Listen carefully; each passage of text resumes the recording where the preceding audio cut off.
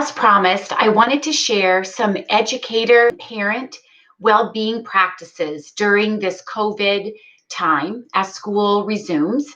And we are still in somewhat of an unpredictable schedule, not knowing what every day is going to bring or what each week is going to bring.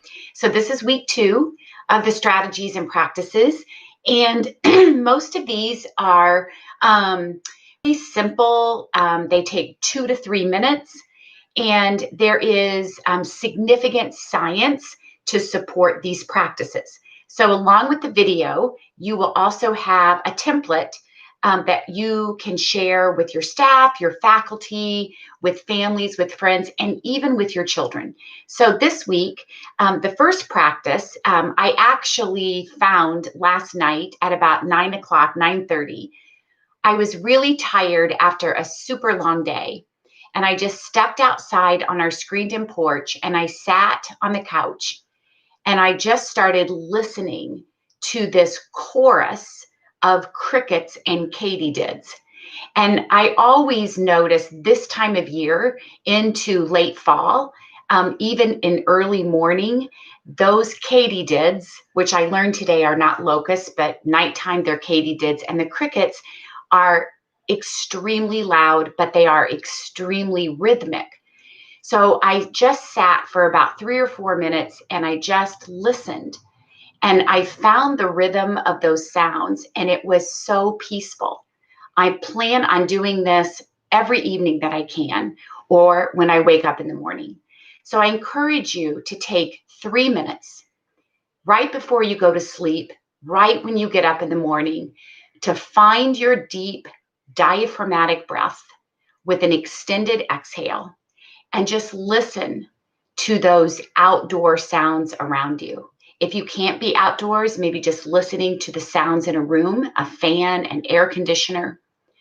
But being outdoors and listening to the rhythmic chorus of those insects was surprisingly very calming. The second practice that'll be in the template is really fast.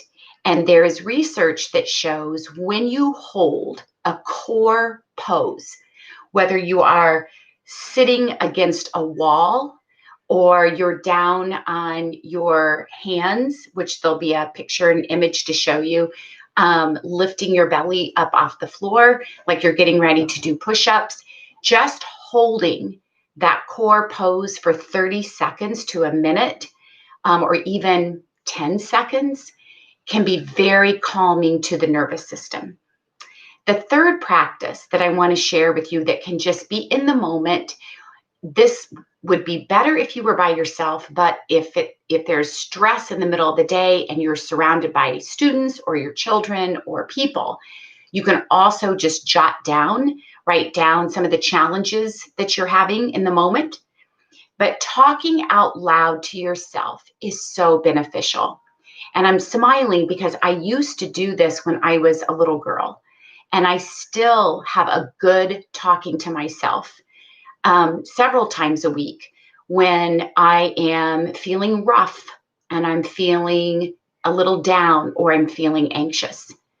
And it is so therapeutic and it literally, I feel rinsed because when I talk to myself, I also offer a couple of options that I wasn't thinking about in the heat of the moment. So there's research to support that too, whether you're journaling and writing down some of those negative or frustrating sensations, emotions, but it also is so helpful to have that good talk out loud to yourself. So I hope these are helpful. I'll be back next week with a few more practices. Feel free to share these with everyone that you sit beside, including our children. Until next week, thank you.